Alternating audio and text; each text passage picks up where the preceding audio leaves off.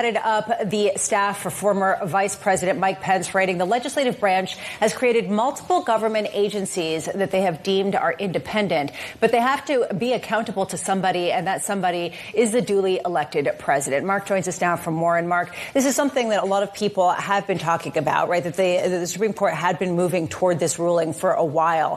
How important do you think this is to the tenure of President Trump in terms of what he plans to do in the near term?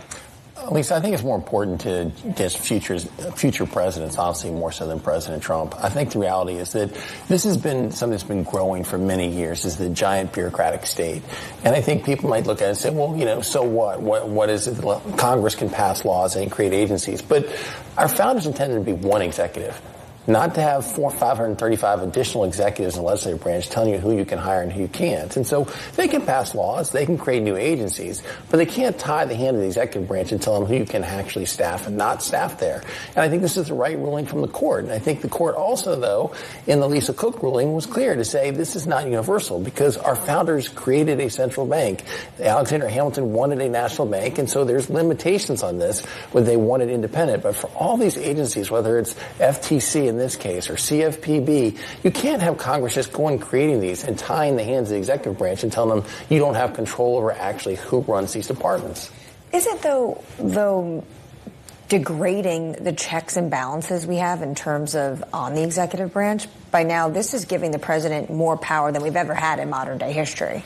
I don't know if it's giving him more power, Henry. I think it's what the founders intended, to be honest with you. And I think there are checks and balances with what the legislative branch can do. There are checks and balances with what our elections can do. And so naturally, people say, well, does that mean you'll have changes in these personnel every 4 or 8 years? Well, maybe so, but that's what the American people get to decide. They get to decide by changing the executive branch who they want to be running these agencies. How do you see the Lisa Cook playing out now, that situation? Because she's going to fight this in lower courts. I imagine the administration will as well.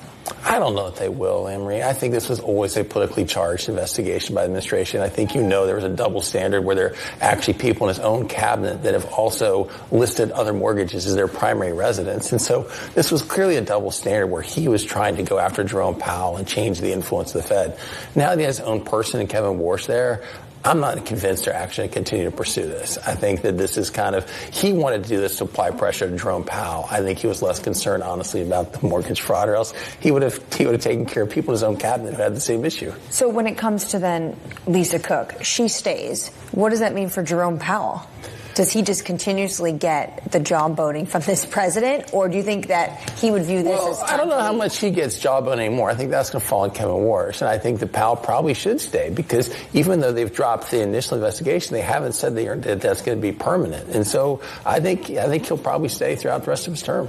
I want to talk a little bit about the tensions that have been building between the Republican congressman and President Trump. And we've heard anecdotes about screaming matches and what was it, Matt, as a murder hornet over in the Oval Office as they discuss some of the issues. We've seen it erupt over the housing bill that was passed through to take a vote.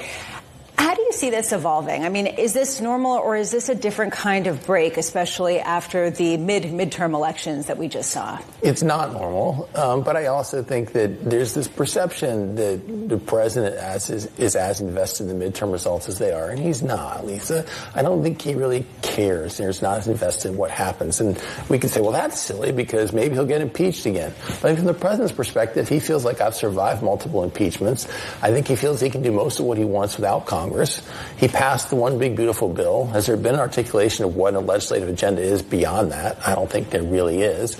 And I think the president actually enjoys having an adversary, whether not to be Jeffries or potentially Schumer, whoever Democrats select to lead them in the Senate. And so I think for him, a lot of this is like, I don't really care what's happening in Congress. Does it make sense to you that one of the adversaries seems to be gasoline retailers right now? That is very weird. And I think that this is a play that would typically be used by Elizabeth Warren and the left to go after price gouging and use DOJ to target private sector companies. But we have seen a continual shift from this administration to embracing more Elizabeth Warren policies, whether or not it's the original housing bill or it's applauding the government trying to take ownership in private sector companies. And so it's one more stretch where this administration wants to use the levers of government to involve itself in the economy as opposed to a traditional Republican administration wanting to advance free market markets and have a hands-off approach. Well, who is going to advance that right now? Because as you just said, both sides, both tails of both parties are coming around to the same place.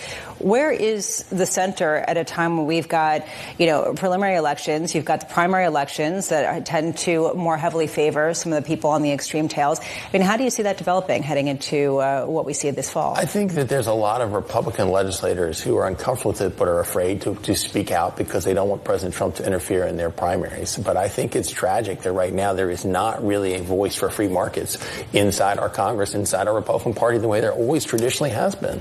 Marc Short, thank you so much for being with us today. Thanks for having me. Marc Short, who